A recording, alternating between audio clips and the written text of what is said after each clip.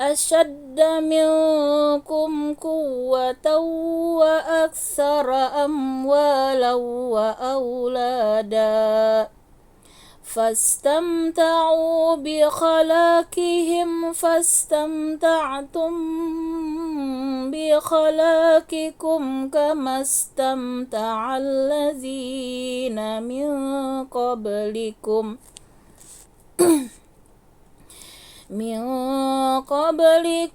بخلاقهم وخضتم كالذي خاضوا أولئك هبطت أعمالهم في الدنيا والآخرة وأولئك هم الخاسرون.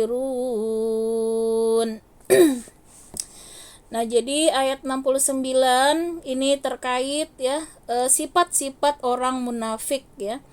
Jadi banyak sekali di dalam Al-Qur'an ya Allah menjelaskan bagaimana karakter orang munafik dan juga kaum musyrikin. Orang-orang kafir, orang-orang yang tidak beriman. Jadi golongan yang tentunya menjadi ya penghuni neraka yang kekal abadi ya, golongan yang merugi. Maka ini patut ya kita perhatikan dengan sungguh-sungguh ya sifat-sifat mereka agar kita terhindar ya untuk tidak memiliki ya di dalam diri kita sifat-sifat tersebut. Nah, jadi pada hakikatnya Al-Qur'an ini menjadi panduan kita ya agar kita jangan sampai terjerumus ya memiliki sifat-sifat orang-orang yang tergolong tadi munafik maupun musyrikin. Nah, jadi di sini Allah jelaskan ya mengapa ya kaum munafik ini tidak disebutkan ya nama-namanya, itu kan dirahasiakan ya oleh Allah ya. Yang tahu itu ketika zaman Rasulullah ya hanya Rasulullah dan Huzaifah al-Yaman ya yang Allah beritahu. Nah, sementara sahabat-sahabat yang lain tidak ada yang tahu ya karena sifat munafik ini ya bahkan di sini di ayat ini Allah jelaskan sudah ada ya sejak zaman ya nabi-nabi sebelumnya. Jadi selalu ada ya orang-orang munafik dan orang musyrikin ya yang selalu ya menghalangi dakwah para nabi dan rasul terdahulu sampai di akhir zaman. Nah, sehingga sifat ini artinya selalu ada ya pada manusia-manusia tertentu. Maka ini akan berlaku sifat ini ya sampai manusia-manusia akhir zaman ya yang memiliki sifat maupun karakter berikut ini akan tergolong ya ke dalam kaum munafik dan musyrikin. Nah, di sini kita akan melihat ya Allah tegaskan kallazina min qablikum. Nah, jadi kata Allah di sini seperti orang-orang dari sebelum kalian. Nah, ini karena turunnya kepada Rasulullah ya dan para sahabat ketika itu, maka artinya sifat munafik ini bahkan tadi ada sebelum ya Rasulullah diutus. Artinya juga terjadi pada zaman-zaman nabi dan rasul sebelumnya. Kanu asyadda, mereka adalah lebih kuat minkum daripada kalian. Kuatan ya, kekuatan wa aksara, dan lebih banyak amwala wa aulada, harta-harta dan anak-anak. Nah, jadi kaum munafik ya yang hidup di zaman nabi-nabi terdahulu ya, kaum musyrikin dan juga munafikun, bahkan ini mereka ini memiliki kekuatan yang lebih banyak ya kekuatannya, hartanya ya, anak-anaknya. Jadi artinya mereka ini bukan orang-orang yang sembarangan sebenarnya ya, orang-orang yang memiliki kedudukan ya di masyarakat ya, entah jabatan, entah harta yang banyak, kemudian anak-anak ya, orang-orang yang terpandang ya. Tapi di sini Allah membongkar ya, itu tidak menutupi ya keburukan mereka di sisi Allah ya, dengan banyaknya harta, banyaknya kekuatan ya, maupun anak-anak. Bahkan justru ternyata ya harta yang banyak ya, kemudian jabatan yang tinggi, popularitas ya, anak ya, ternyata bisa jadi menggelincirkan seseorang menjadi orang-orang munafik ya, bahkan akhirnya dia menjadi kaum musyrikin. Nah, jadi kita harus berhati-hati ya dengan ujian berupa kekuatan, kekayaan ya, dan juga termasuk anak-anak ya. ternyata bisa jadi itulah yang menjerumuskan manusia untuk munafik dan akhirnya menjadi musyrik ya. Nah, kita lihat ya, fastamta'u bi khalaqihim fastamta'u fastamta'tum fastamta'u, maka mereka telah menikmati bi khalaqihim, dengan bagian mereka, fastamta'tum, maka kalian menikmati bi khalaqikum, dengan bagian kalian.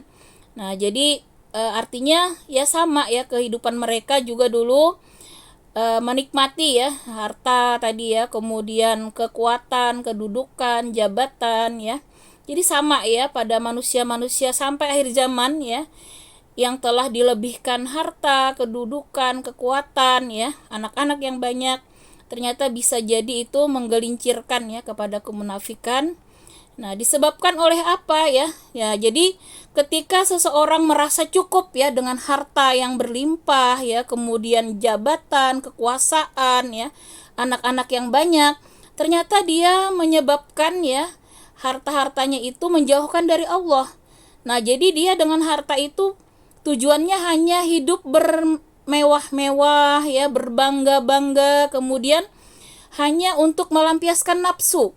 Nah, jadi tidak ada tujuannya untuk akhirat. Nah, jadi ini yang hati-hati ya ibu-ibu, ketika nikmat berupa harta yang banyak ya, kemudian anak-anak, kekuatan, kedudukan, hanya dijadikan sebagai pemuas nafsu, yaitu misalnya ya menghambur-hamburkan harta untuk membeli ya barang-barang dalam rangka berbangga-bangga ya, kemudian hidup berpoya-poya hanya untuk memenuhi nafsu syahwat ya.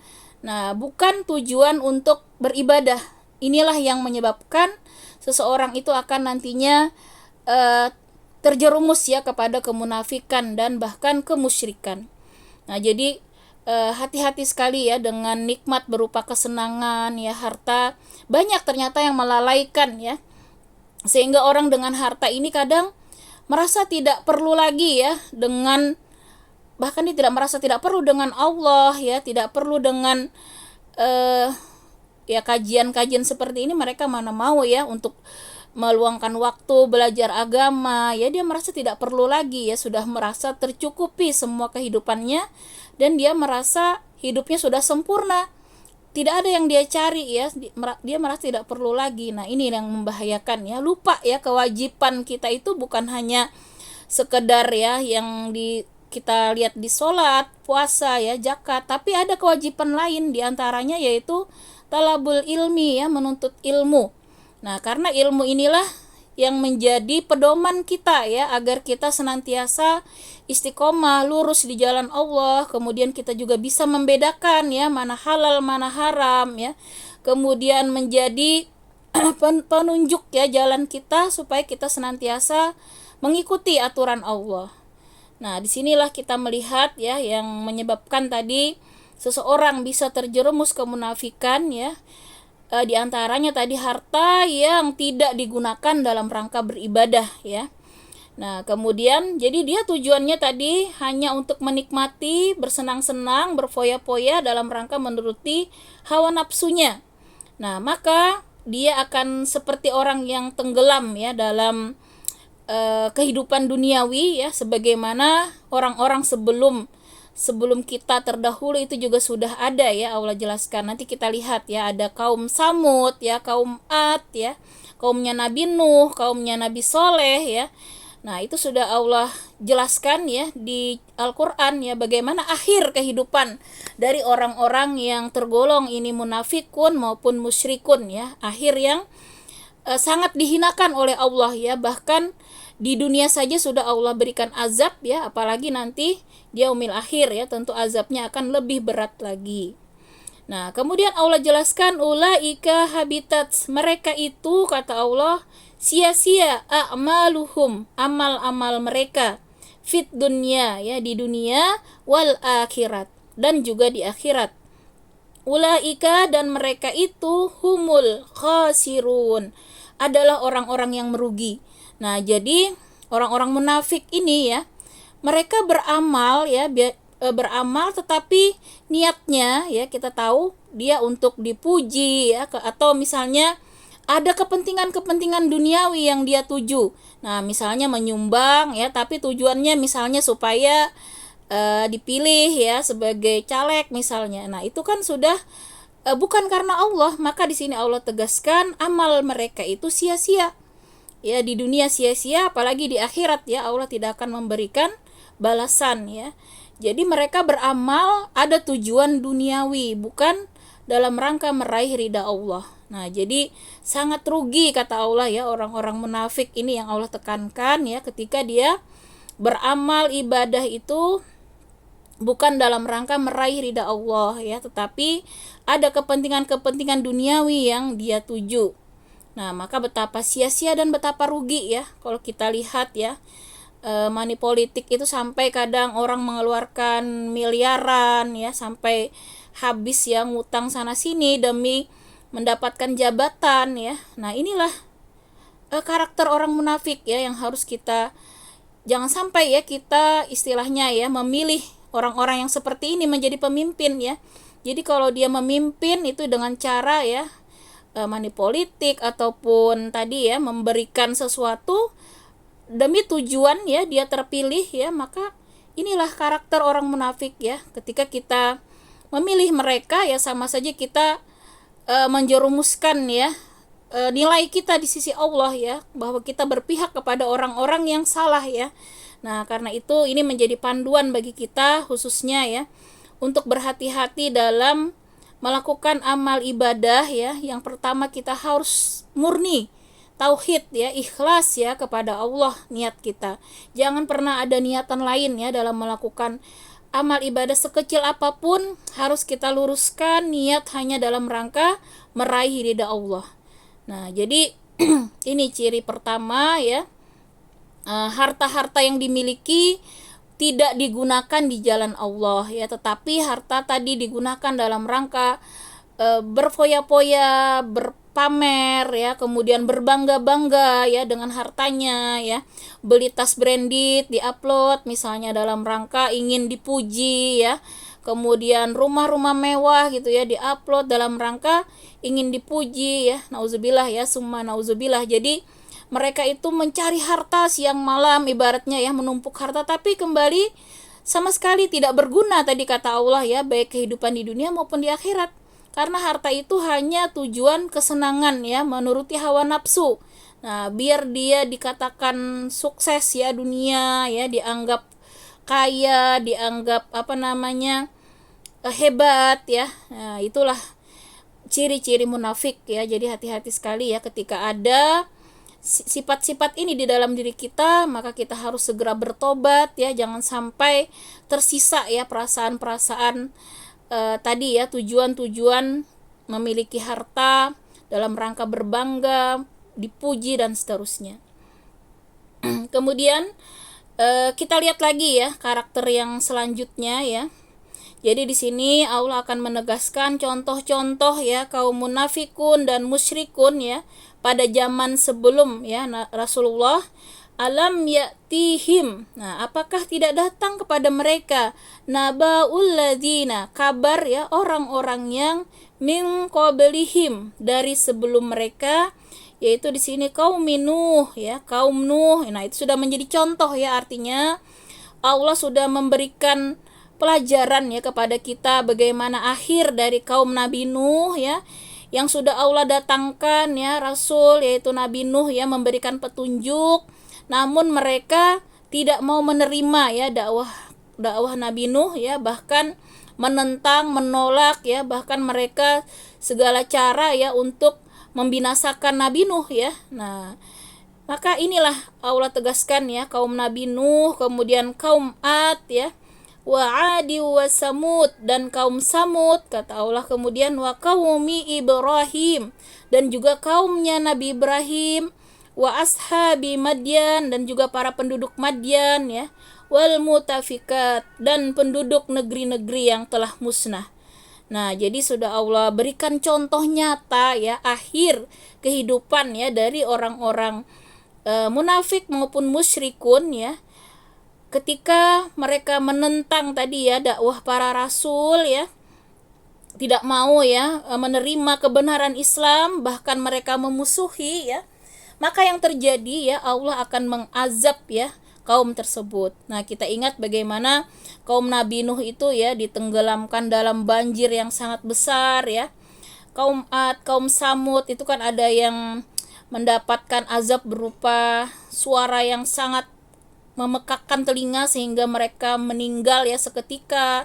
Ada yang kaum Nabi Lut itu bahkan ya yang dibalik begitu ya bumi ya, akhirnya mereka dihujani bebatuan ya, terkubur ya, karena mereka luar biasa ya ingkarnya, yaitu kaum homoseksual. Nah, sekarang malah merajalela kembali ya, padahal itu dosa yang sangat dimurkai Allah ya, yang kata Allah tidak ada sebelumnya itu manusia yang seperti itu ya, yang laki-laki dengan laki-laki begitu ya.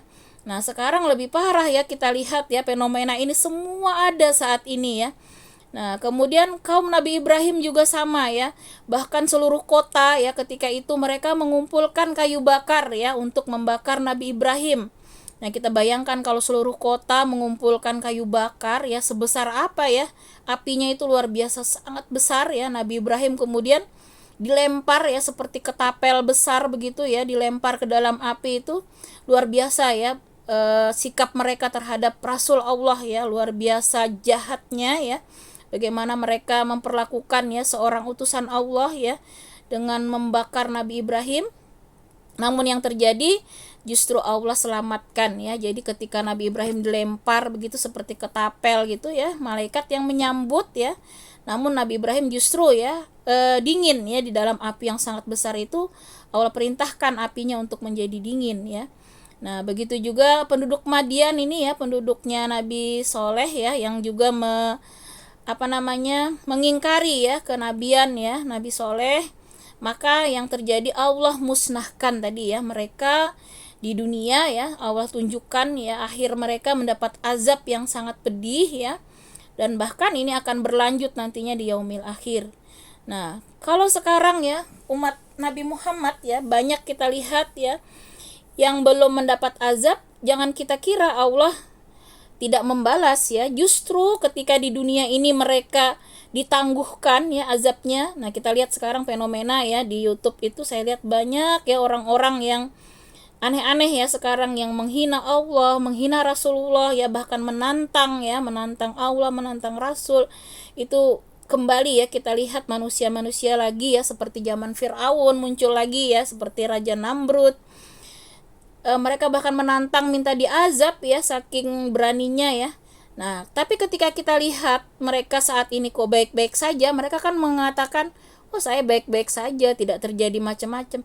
Justru itulah azab Allah ya, azab Allah ketika dia terus dalam kekafiran ya, dalam kemusyrikan, dan bertambah-tambah ya kekafirannya, tidak ada tanda-tanda mau bertobat. Justru itulah azab Allah nanti akan berlipat-lipat ya, ketika di dunia itu tidak mendapat azab, justru azabnya terkumpul nanti di yaumil akhir. Nah, jadi kita sebagai umat Islam jangan pernah terpengaruh ya oleh kata-kata mereka yang menyatakan, mana Allah ya yang katanya kuat kok, saya aman-aman saja, dia bilang ya. Ya ada tuh kalau ibu-ibu lihat ya sekarang itu siapa itu namanya ya, Ratu Bulan atau siapa itu. Nah, itu menantang Allah ya, dan dia merasa aman dari azab Allah. Tunggu saja ya, karena Allah itu tidak pernah tidur ya, Allah selalu melihat, selalu mendengar ya. Jangan dikira ya mereka sekarang aman, justru itu namanya istidrat ya. Ketika mereka berbuat keburukan namun ditangguhkan azabnya, maka bisa jadi azab itu akan lebih berat nanti di yaumil akhir ya. Kemudian atathum, telah datang kepada mereka, rusuluhum, rasul-rasul mereka, bil bayinat, dengan mukjizat, bukti-bukti nyata. Nah, jadi sebenarnya kata Allah, kurang apa sudah ya, sudah ada rasul yang memberikan petunjuk disertai mukjizat bahkan ya, bukti-bukti yang nyata. Fama, maka tidakkah Allahu, tidak adakah ya Allah menjalimi mereka. Nah, maka kata Allah tidak akan menzalimi mereka ya. Mengapa Allah mengazab itu? Bukan karena Allah zalim, tetapi kata Allah walakin kanu, akan tetapi karena mereka, kata Allah, ampusahum yazlimun, karena mereka telah menzalimi diri mereka sendiri. Nah, jadi yang mengundang azab Allah itu bukan karena Allah itu zalim ya, tapi karena manusia sendiri yang telah menzalimi dirinya sendiri ya. Sudah ada petunjuk, sudah ada rasul, sudah kurang apa sekarang itu ya, Al-Quran Allah jaga ya supaya menjadi petunjuk, namun tidak digunakan. Ya, itu yang terjadi, dikatakan mereka telah menzalimi diri mereka sendiri. Nah, nauzubillah summa nauzubillah ya, kita berlindung ya, anak kita, diri kita, dan keturunan kita ya, untuk dijagakan ya keimanan kita sampai ya ajal menjemput. Jangan sampai ya iman ini lepas dari diri kita. Nah, yang yang membuat iman itu lepas ya, karena kezaliman kita diawali dari mulai ya menyepelekan ibadah kadang ya. Nah, coba kita lihat tuh awal mula mereka murtad, mereka sendiri yang membongkar ya. Karena katanya sholat itu kalau mood sholat ya, kalau enggak mood enggak sholat gitu ya. Kalau merasa perlu baru sholat, kalau enggak ya diabaikan. Nah, itulah dari pengabaian ibadah ya, kemudian dengan sikap-sikap tadi bermaksiat ya, berani ya menjelek-jelekan Allah, Rasulullah ya. Itulah yang akhirnya menyeret mereka bertambah ya kekufurannya, dan menyeret mereka akhirnya menjadi murtad dan musyrik ya. Nah, itu karena kezaliman mereka sendiri, kata Allah. Karena itu setiap kita melakukan dosa ya, langsunglah kita segera beristighfar. Bahkan kita harus tahan nih diri kita untuk tidak bermaksiat ya, karena maksiat inilah yang lama-lama akan menggerus iman kita ya, yang akhirnya menyeret kita tadi kepada kemunafikan dan akhirnya kemusyrikan. Jadi iman itu tidak serta-merta hilang ya, tapi pelan-pelan ya dia akan bisa bertambah, akan bisa berkurang, tergantung kita ya. Kalau kita bermaksiat, maka iman itu akan terus berkurang ya. Sebaliknya ketika kita taat, semakin terus kita tambah ya amal ibadah kita ya, semakin kita mendekati Allah, maka iman itu akan semakin kuat. Nah, jadi kita jangan pernah meremehkan ya zikir pagi, petang ya, kemudian baca Al-Quran, sholat sunnah ya, sedekah. Ibadah-ibadah itulah yang menguatkan iman kita. Nah, apalagi majelis ilmu. Majelis ilmu ini yang luar biasa ya, sangat Allah utamakan dalam rangka menjaga keimanan kita. Karena dengan berilmu inilah kita akan yakin ya, mantap di jalan Allah, sehingga kita tidak terpengaruh tadi dengan ya orang-orang munafik, orang-orang musyrik yang coba ya berusaha keras, mereka ingin mengeluarkan kita dari Islam.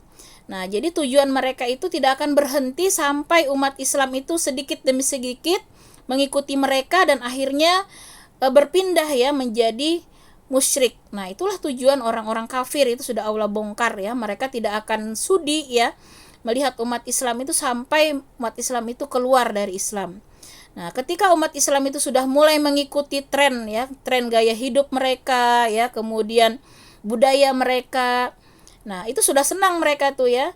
Nah, apalagi kalau sudah sampai umat Islam itu murtad ya, itulah endingnya yang mereka inginkan ya. Nah, jadi tentunya untuk menjaga keimanan ini ya, maka inilah salah satunya kita terus ya harus berinteraksi dengan Al-Quran. Tidak cukup hanya tilawah, tapi kita berusaha untuk memahami ya, mentadaburi ayat per ayat ini, sehingga kita semakin yakin ya dengan kebenaran Al-Quran, sehingga kita berpegang teguh dengan kuat ya, jangan sampai kita berlepas ya dari tali agama Allah, yaitu Al-Quran dan Sunnah. Nah, itulah dua hal yang harus kita pegang teguh di akhir zaman ini. Jadi kita jangan hanya Al-Quran ya ibu-ibu, kita juga punya PR ya, mempelajari hadis-hadis ya, minimal itu hadis arba'in ya, yang arba'in Nawawi ya, yang kurang lebih 42 hadis itu kita baca-baca ya. Sekarang kan gampang ya ibu-ibu, download saja ya, bisa kita baca-baca ya. Kemudian nanti ada hadis sahih Bukhari ya, hadis sahih Muslim, ada tuh ensiklopedia hadis yang 9 ahli hadis ya, Tirmuzi, Imam Ahmad ya, dan Bukhari, Muslim dan lain-lain ya. Nah, itu sekarang alhamdulillah ya kita gampang dapatkan ya. Itu juga menunjang ya untuk menguatkan keimanan. Jadi minimal ya di dalam hidup kita ini kita harus berusaha tuh ya, Al-Quran, hadis itu kita pelajari, kemudian ditambah juga dengan teladan hidup Rasulullah melalui sirah nabawiyah ya ibu-ibu. Jadi kita akan bertahap, nanti mudahan kita panjang umur, ada waktu ya kita akan lanjut terus ya, nanti hadis, kemudian juga sirah nabawiyah itu mutlak ya harus kita pelajari selama hidup kita, karena itulah sumber-sumber ya hukum-hukum Islam, supaya kita tadi yakin betul ya, dan kita tidak salah jalan ya, sehingga kita tidak akan goyah ya dengan berbagai macam terpaan ya, baik dari dalam diri kita kadang ya maupun dari luar diri kita. Nah, dari dalam diri kita tentunya bisikan setan ya, kemudian tadi bisikan hawa nafsu ya. Itu juga yang akan menggerogoti keimanan ya. Namun ketika iman kita ya, nafsu kita itu mutmainnah ya, itu nafsu yang terbaik, yaitu nafsu yang tunduk ya, yang tunduk kepada ketaatan ya, ketaatan kepada Allah dan Rasulnya. Itulah ya nafsu yang akan dibangkitkan Allah dengan keridhaan ya. Nafsul mutmainnah ya, kita ada lihat di Quran ya, bahwa itulah yang kita targetkan ya, bagaimana nafsu kita ini tunduk ya kepada aturan Allah. Kita bisa kendalikan ya diri kita untuk mengikuti aturan Allah dan Rasulnya. Nah, kemudian di ayat selanjutnya ini adalah kebalikan ya. Allah menjelaskan sifat orang-orang mukmin ya. Kebalikan dari yang tadi ya, ayat 6970 itu menjelaskan sifat tadi orang munafik dan orang musyrikin. Sementara ayat selanjutnya ini perlu kita perhatikan ya, adalah sifat-sifat orang mukmin yang dijanjikan Allah tentunya mendapat kemenangan yang besar, yaitu berupa surga ya. Nah, kita lihat di sini, wal mu'minuna wal mu'minat, dan orang-orang mukmin laki-laki dan perempuan, dan mukmin perempuan, ba'duhum sebagian mereka aulia, nah penolong ataupun pelindung, ba'd sebagian yang lain. Nah, ini sifat pertama, karakter pertama ya, orang yang beriman yang dijanjikan Allah surga, dijanjikan Allah keberuntungan, kemenangan ya. Dia suka menolong ya. Nah, jadi berjiwa penolong, pelindung ya terhadap mukmin yang lain. Nah, jadi kalau dimintai tolong itu mudah gitu ya. Nah, orang-orang yang berjiwa penolong, pelindung, inilah ya karakter mukmin yang dijanjikan Allah mendapatkan keberuntungan ya. Ya'muruna bil ma'ruf. Nah, kemudian ciri yang lain, mereka menyuruh kepada kebaikan. Nah, jadi senantiasa ya mengajak berbuat kebaikan ya. Masya Allah, jadi ibu-ibu ya, kita mengajari anak-anak kita ya untuk senantiasa sholat ya, kita harus cerewet memang ya, nggak ada kata berhenti ya, untuk selalu mengajak ya orang-orang terdekat kita ya untuk menyuruh kepada kebaikan ya. Maka inilah ciri-ciri ya karakter orang beriman itu peduli ya, artinya dia tidak masa bodoh ya kalau melihat ya saudaranya, melihat orang muslim lainnya ya yang istilahnya menyimpang.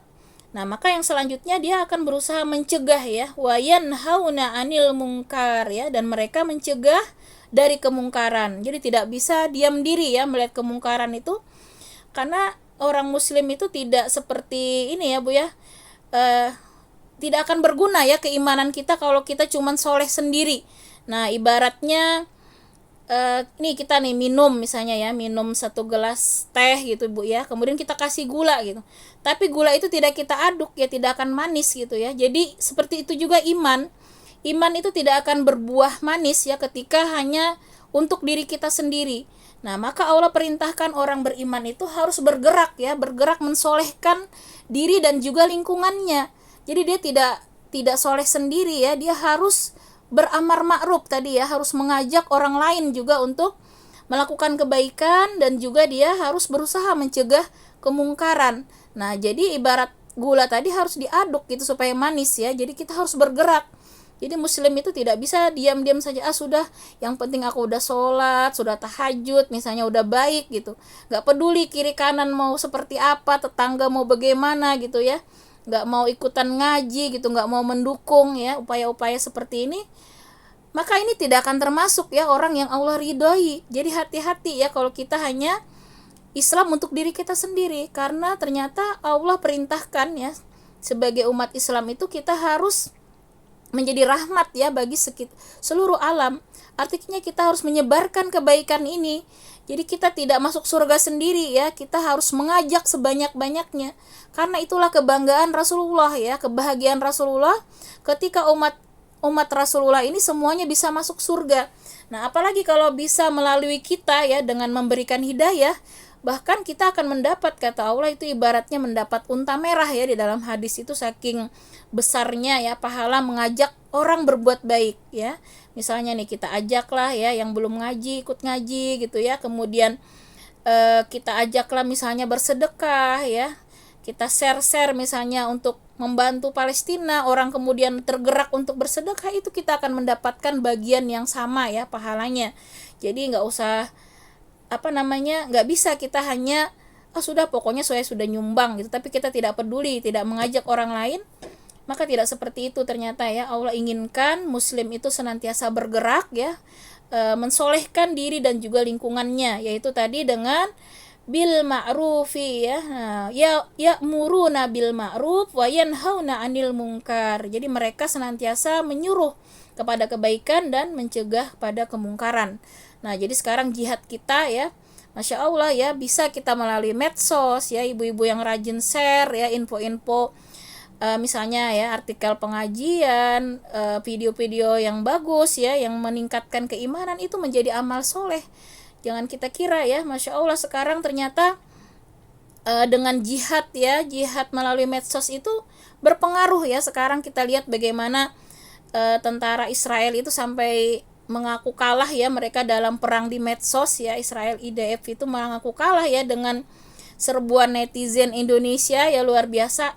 Kalau kita lihat berita kemarin, ada seorang dari Israel itu yang mulutnya luar biasa ya, di Instagramnya itu dia akan membunuh katanya semua umat Islam di dunia. Nah, kemudian diserbulah oleh netizen Indonesia ya dengan berbagai macam serbuan ya, yang membuat dia akhirnya ketakutan ya, sampai dia minta ampun ya, minta maaf katanya sama netizen Indonesia ya, sampai akhirnya dia bilang I love Indonesia. Takut dia karena netizen Indonesia luar biasa, sampai dicari WhatsApp keluarganya, diteror ya, sampai istrinya, anaknya ketakutan ya, akhirnya dia hapus itu akunnya ya, dia ketakutan. Nah, itu ternyata bisa ya berperang melalui medsos ya, Masya Allah. Sudah banyak ya kejadian tentara-tentara IDF itu juga ternyata di akun Twitter ya, ibu-ibu ya, X ya, yang saya kurang tahu juga. Nah, di situ juga ternyata mereka kalah ya oleh serbuan netizen Indonesia ya, sehingga mendominasi ya Free Palestine itu, yang menyebabkan itu juga mereka mengakui ya kekalahan dalam perang di medsos. Nah, jadi jangan kita sepelekan, sekarang itu berbagai macam cara ya, Masya Allah ya. Ternyata hacker Indonesia, hacker muslim ya, yang akhirnya bisa juga mengacaukan informasi Israel, itu juga perjuangan yang diakui ya oleh tentara Hamas. Itu merupakan suatu bantuan yang sangat bermanfaat ya, ketika Iron Dome Israel itu tidak jadi meluncur ya ke Palestina, justru kembali menyerang mereka ya, karena hacker yang bisa ya mengacaukan ya sistem persenjataan mereka ya melalui dunia maya ya, Masya Allah. Jadi disinilah ya kita bergerak tadi ya, menyuruh kepada kemungkaran. Kita harus berupaya menyuruh ya pada kemakrufan ya, kebaikan dan mencegah kemungkaran dengan segala kemampuan kita ya. Nah, kita sebagai ibu-ibu ya terus memotivasi anak kita ya untuk bisa ya sebagaimana anak-anak Palestina yang mempunyai iman yang kuat ya, mencintai Islam ya, mencintai Al-Qur'an, mencintai Rasulullah ya. Betapa mereka idolanya ya Abu Ubaidah gitu ya. Nah, anak-anak kita masih idolanya K-pop artis Korea ya itu. Nah, menjadi PR kita nih ya, bagaimana kita meluruskan ya anak-anak kita untuk menjadikan idola utama itu adalah Rasulullah ya Shallallahu Alaihi Wasallam. Nah, itulah makna muslim yang bergerak tadi ya, dan menggerakkan ya. Kemudian ciri yang lain ya, wa yuqimunas shalah, dan mereka mendirikan sholat. Nah, ini sudah tidak ada tawar-menawar ya. Sholat ini kita tegakkan dengan sungguh-sungguh. Jadi bukan hanya melaksanakan, tapi mendirikan. Itu artinya kita tunaikan rukun ya, syaratnya, kemudian khusyuknya kita tempuh ya untuk dapat sholat yang khusyuk, tepat waktu, sholat yang terbaik. Dan kemudian di sini wayu tunaz zakat ya, dan mereka menunaikan zakat ya. Ini artinya umat Islam itu bukan hanya hubungan vertikal dengan Allah ya. Jadi kalau sholat itu ibaratnya hubungan vertikal, kita harus lurus ya, harus kuat dengan Allah. Maka wa yu'tuna zakat ini adalah hubungan horizontal ya, kepada manusia kita juga harus baik. Jadi tidak bisa menjadi orang yang tidak peduli ya, karena zakat ini adalah salah satu yang bisa ya mengentaskan permasalahan sosial ya, diantaranya kemiskinan ya. Kemudian harusnya kalau zakat ini dikelola dengan baik ya, maka kita bisa ya dari zakat itu menggratiskan kesehatan, pendidikan ya. Harusnya hal-hal yang vital ya untuk masyarakat itu bisa gratis kalau di dalam negara Islam ya. Ketika zakat itu benar-benar ya dikelola dengan baik, tidak akan ada ya yang miskin lagi ya. Di zaman Umar bin Abdul Aziz ya, kita lihat bagaimana kepemimpinan beliau hanya waktu dalam 2 tahun sampai tidak ada lagi yang miskin warganya, sehingga bingung sudah ya mau dikasih kemana tuh zakat ya, karena semua sudah kaya ya, tidak ada yang mau menerima zakat ya. Itulah karena ketika dikelola dengan baik ya, dengan sistem Islam, Masya Allah ya, maka semua itu akan menjadi negara yang rahmatan lil alamin ya, yang adil sejahtera ya, semuanya akan merasakan kesejahteraan ya, itu ya ketika Islam ini ditegakkan. Nah, itulah ciri-cirinya ya, muslim yang Allah iridai, yang mendapat keberuntungan, sholatnya sungguh-sungguh ya, khusyuk, sholat yang terbaik, dan juga zakat, infak, sedekah itu mereka tunaikan ya dengan semaksimal mungkin ya. Wa yuti'una Allah, dan mereka taat kepada Allah wa rasulah, dan kepada rasulnya. Jadi sungguh-sungguh ya ketaatan itu kepada Allah dan Rasul, itulah yang dicintai pertama ya. Cinta pertama itu adalah kepada Allah, kemudian kepada Rasulullah. Kemudian yang lain-lain ya itu harus dalam rangka mencintai Allah dan Rasul. Nah, artinya kita mencintai yang lain itu berdasarkan cinta kepada Allah dan Rasulnya. Jadi ketika yang lain-lain itu misalnya bertentangan ya terhadap Allah dan Rasul, nih misalnya pemimpin ya. Pemimpin itu kita taati ya ketika mereka mentaati Allah dan Rasulnya. Namun ketika mereka sudah menyimpang ya dari aturan Allah dan Rasul, maka kita harus tegakkan amar ma'ruf nahi mungkar ya, tidak boleh kita diamkan. Nah, baik pemimpin di rumah tangga misalnya suami kita ya, maupun juga pemimpin dalam masyarakat maupun bangsa dan negara. Jadi patokannya ya kita mentaati ketika mereka mentaati Allah dan Rasulnya. Nah, kemudian ulaika sayarhamuhumullah, mereka itu akan memberi rahmat ya kepada, dan Allah akan memberi rahmat kepada mereka. Nah, itulah janji Allah ya, orang-orang yang memiliki ciri-ciri tadi ya, Allah janjikan rahmat. Nah, maka rahmat inilah kunci surga ibu-ibu ya. Kalau rahmat Allah sudah diberikan, itu sudah yakin itu sudah dapat kunci surga ya. Innallaha azizun hakim. Nah, sesungguhnya Allah Maha Perkasa, Maha Bijaksana. Nah, selalu Allah tegaskan ya sifat-sifat Allah ini ya, supaya kita artinya keyakinan kita itu semakin bertambah ya, karena Allah Maha Perkasa ya, memaksa kita untuk nantinya menjalankan ya, seperti tadi azab Allah ya kalau ingkar ya, dan sebaliknya akan mendapatkan surga ya bagi orang-orang yang dirahmati Allah. Allah Maha Bijaksana Al-Hakim. Nah, jadi semua aturan Allah ini sangat bijaksana ya, tidak ada yang menzalimi kita ya. Jadi itu adalah yang terbaik yang akan mengantarkan kepada kebahagiaan di dunia dan di akhirat. Kemudian wa'adallahul mu'minina wal mu'minat, Allah telah menjanjikan kepada orang mukmin laki-laki dan orang-orang perempuan jannatin tajri min tahtihal anhar, surga-surga yang mengalir dari bawahnya sungai-sungai, khalidina fiha, mereka orang yang kekal di dalamnya, wa masakina tayyibah, dan tempat-tempat tinggal yang baik dan bagus, fi jannati adn, di surga-surga Aden.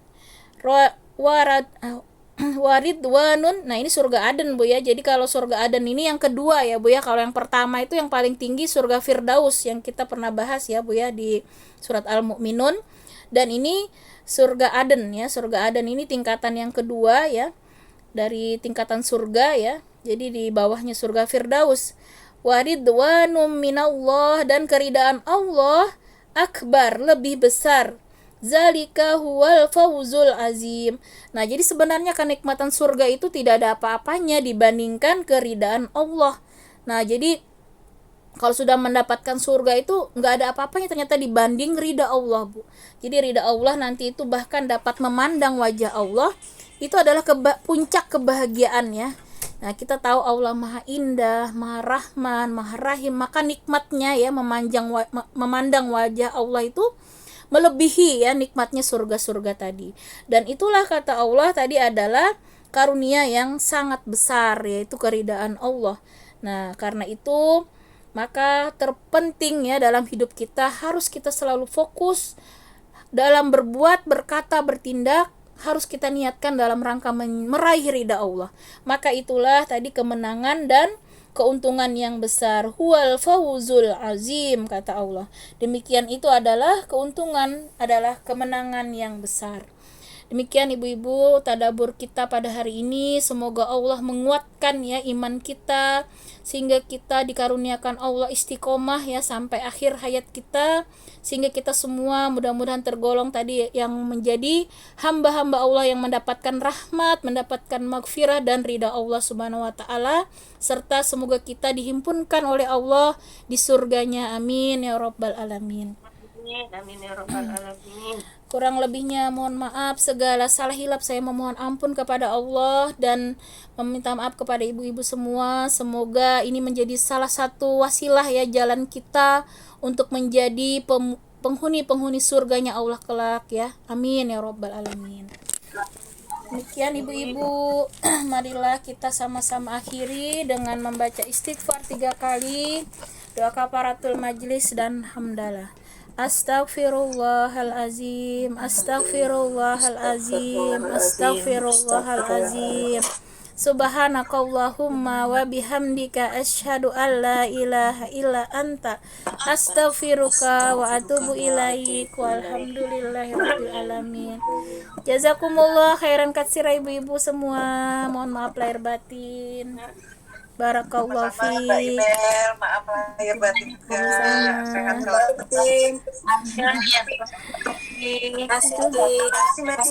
Iya. Assalamualaikum warahmatullahi wabarakatuh. Tuh loh, ada bayi tuh. Hanan. Mana Hanan tuh? Dek Anan. Dek Anan. Hanan. Iya. Waalaikumsalam warahmatullahi wabarakatuh. Mana suaranya? Anan, mana suaranya? Halo. Halo Hanan. Suaranya mana? Mana suaranya? Ayo, suaranya mana suaranya? Loh kok hilang? Mana hilang gambarnya?